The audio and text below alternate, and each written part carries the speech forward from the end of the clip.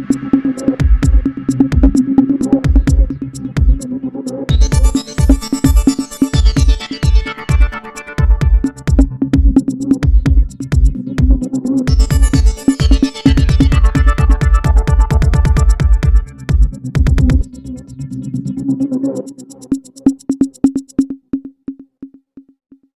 आप देख रहे हैं आरएन न्यूज झारखंड खबर आप तक में आपका स्वागत है। मैं हूं अक्षरा। आइए देखते हैं पंकज आर्या की एक रिपोर्ट। ये हैवानियत है या हत्या? मानवता हुआ शर्मसार। भाई भाई के बीच में ऐसा खूनी खेल बहुत कम ही सुनने को मिलता है। नमस्कार, जोहार, मैं पंकज आर्या और आप देख रहे हैं आर्यन न्यूज झारखंड। जी हाँ, मैं बात कर रहा हूं खूंटी जिले के मोरू थाना क्षेत्र के ईठे की एक घटना का। यह घटना इतना विभत्स है, इतना हैवानियत भरा यह घटना है जिसकी जितनी भर्त्सना की जाए कम होगी। दरअसल मैं बात कर रहा हूं मोरू थाना क्षेत्र के ईठे में कान्हू मुंडा की, जिसकी हत्या कर दी गई है। इस वक्त वो इस दुनिया में नहीं है, लेकिन शायद उसकी आत्मा कहीं न कहीं तड़प कर कह रही होगी, जमीन के चंद टुकड़े के खातिर उसकी इस तरह हत्या की जानी थी? बिल्कुल भी नहीं। मैं बताऊं आपको कि 1 दिसंबर को कान्हू मुंडा 24 वर्षीय व्यक्ति का अपहरण कर लिया गया था। उसी के चचेरे भाई सागर मुंडा और उसके भाई सीनू मुंडा के द्वारा कुछ सहयोगियों से मिलकर इन लोगों ने जमीन के चंद टुकड़े की आपस की लड़ाई को लेकर कान्हू मुंडा की हत्या की योजना बनाई। इसे अगवा किया। अगवा करने के बाद अपने भाई कान्हू मुंडा को तपकरा के जंगलों में ले जाए गए और तपकरा के जंगलों में उन्होंने बुरी तरह से उसे पीटा, मार पीट कर उसे अधमरा कर दिया। और अधमरा करने के बाद उसके चचेरे भाइयों ने उसकी गला रेत कर हत्या भी कर दी। बात यहीं पे नहीं रुकी। हत्या करने के बाद सागर मुंडा, सीनू मुंडा ने बड़े खुश मिजाज होते हुए धड़ से सिर जब अलग हुआ तो सिर के साथ एक फोटो भी खिंचवाई। इस पूरे घटनाक्रम में उनका सहयोगी जो रहे वो उली हाथू के अमरजीत पूर्ति, सेरेंगडी के अनमोल टूटी और तीन तिला के जयमिसी ओड़िया, ये 3 व्यक्ति ने सागर मुंडा और सीनू मुंडा का साथ दिया। तपकरा में धड़ को इन्होंने गड्ढा खोदकर जमीन पर उसे गाड़ दिया, उस पर नमक डाल दिया। इसके बाद ये सिर को लेके आए और मोरू थाना क्षेत्र के बेलोल डैम के किनारे में डंप किया। इस पूरे घटना का क्रम के बाद पुलिस जांच में जुटी थी कि आखिर कान्हू मुंडा को अगवा करके कहां ले जाया गया है।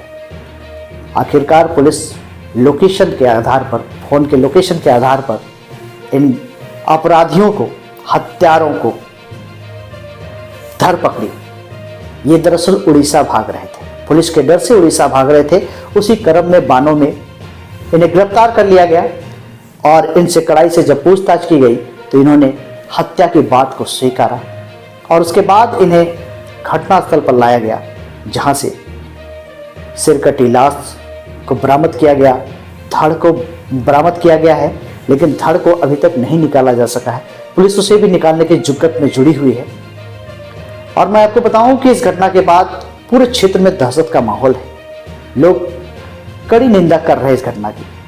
आखिर जमीन के चंद टुकड़े के कारण कैसे इस तरह से हत्या की जा सकती है?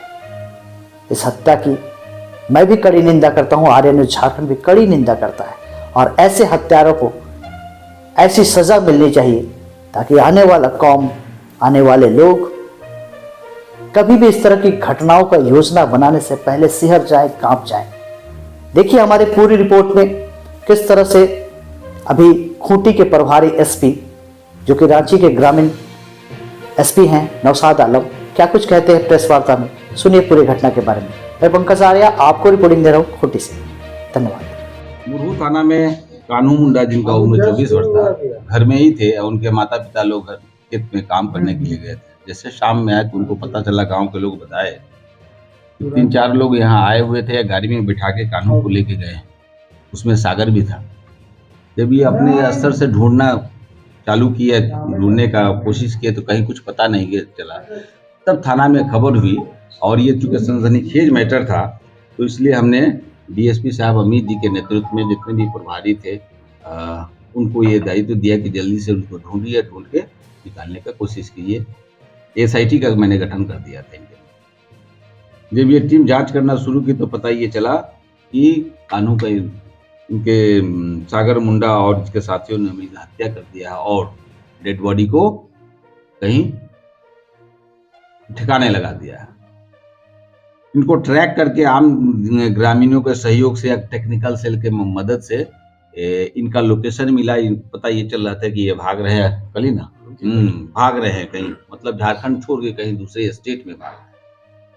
स्थानीय पुलिस सिमडेगा के सहयोग से, वहाँ एसपी साहब हमारे कलीग है, उनसे मदद लिया गया, उनकी टीम पूरी लगी और सबको इंटरसेप्ट किया गया, जिसमें से 6 लोगों की गिरफ्तारी। सागर मुंडा, सीनू मुंडा, अमरजीत पूर्ति, जैसी ओड़िया, अनमोल टूटी और एक इसमें महिला भी शामिल। उन